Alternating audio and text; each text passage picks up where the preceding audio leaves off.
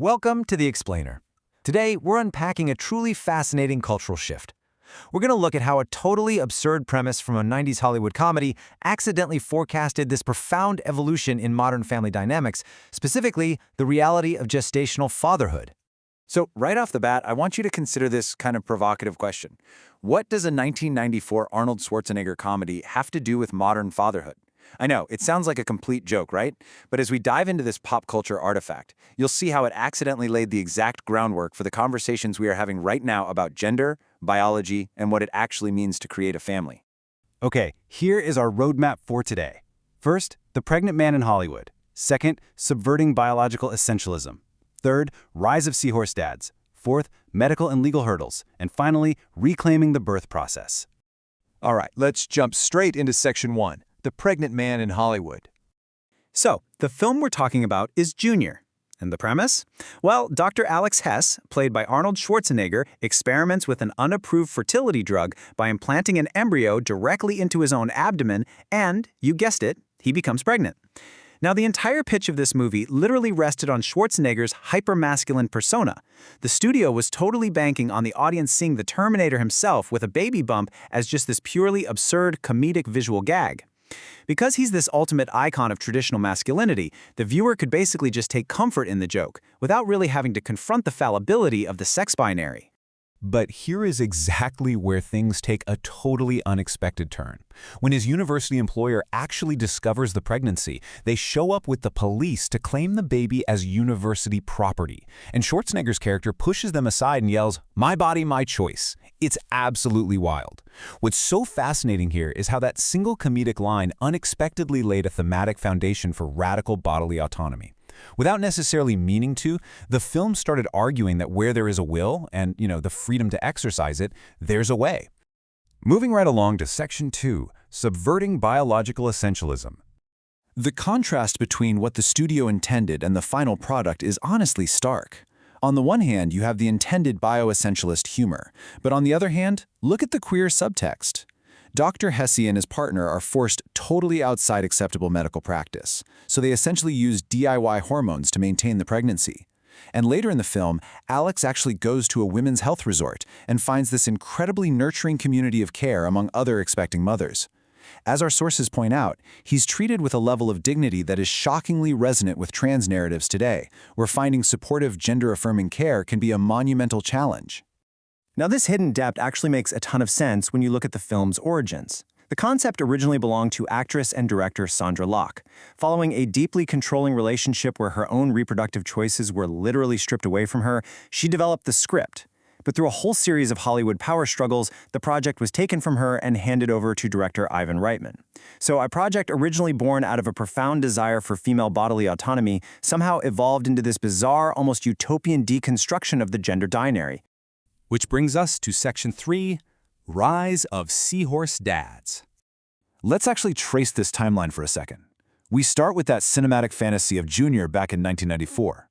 Then, jumping to 2008, the world met Thomas Beatty, who made massive global headlines and even appeared on Oprah as the first highly visible pregnant man.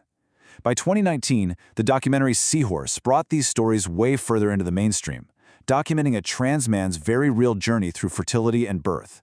And today, here in 2024, we are firmly in the era of the hashtag #SeahorseDad on social media, where a super vibrant digital community shares their lives completely openly. Let's take a quick second to define that term. A seahorse dad is a label adopted by trans-masculine individuals, so that's trans men and non-binary people who carry and give birth to their children. It's a really beautiful metaphor drawn straight from nature, where the male seahorse is actually the one that carries the eggs. Figures like Malachi Allen use this exact term on platforms like YouTube and Instagram to normalize their experiences, share their growing families with the world, and essentially build a community that says, yes, men can absolutely give birth.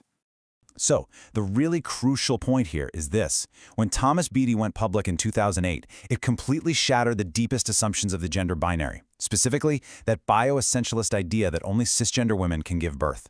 It sparked massive visibility, sure, but it also triggered some intense friction. Even within parts of the trans community at the time, there were arguments that real men don't get pregnant. Beatty's pregnancy fundamentally threatened the cognitive framework most of society uses to even understand gender. That leads us right into Section 4, medical and legal hurdles.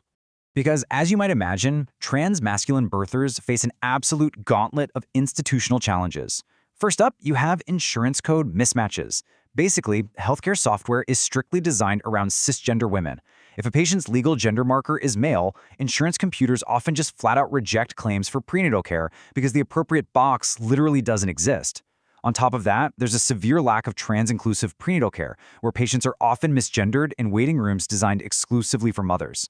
Add to this whole mix some significant legal battles and deep societal pushback. And speaking of those legal battles, the friction there is incredibly intense. In a lot of jurisdictions, the legal systems strictly insist on biological essentialism. For example, our sources highlight a really high-profile UK court ruling involving a trans father whose journey was documented in that film Seahorse. The court actually ruled he had to be recorded as the mother on his child's birth certificate. The legal rationale was basically for medical tracking purposes, noting that things like mitochondrial disorders only pass through the maternal line. So even though he was recognized legally as a man, the system forced the title of mother upon him, purely based on his biology. And then, of course, there is the broader societal pushback. As our sources document, this friction often stems from what is referred to as turf logic, which is the belief that biology strictly determines destiny and that the categories of male and female are totally immutable based on birth sex. From that perspective, a man carrying a child is viewed as an impossibility or even a rejection of nature itself. We are looking at a fundamental disruption of traditional expectations, which naturally triggers some really intense debate over shifting family norms. Which brings us to our final section, Section 5, Reclaiming the Birth Process. The practical steps to gestational fatherhood require immense, almost unbelievable dedication. First off, trans men usually must suspend their testosterone therapy for months prior to conception, which can trigger some intense gender dysphoria. Step 2 involves navigating that medical and social friction we just talked about, having to constantly advocate for themselves in spaces that just weren't built for them. But Step 3 is the reward. It's creating what researchers call utopian family structures, where kinship is defined by love and choice, rather than just strict biological roles. Here we encounter this fascinating concept from researcher Carla Peffer called normative resistance. By actively choosing to bring their male identities into the birthing process, these men are engaging in some seriously inventive pragmatism. One gestational father even noted that going through pregnancy actually helped him heal and feel more at home in his body as a trans man. Rather than this idea of gender confusion, choosing to gestate as a man actually liberates these individuals from the strict expected confines of gender.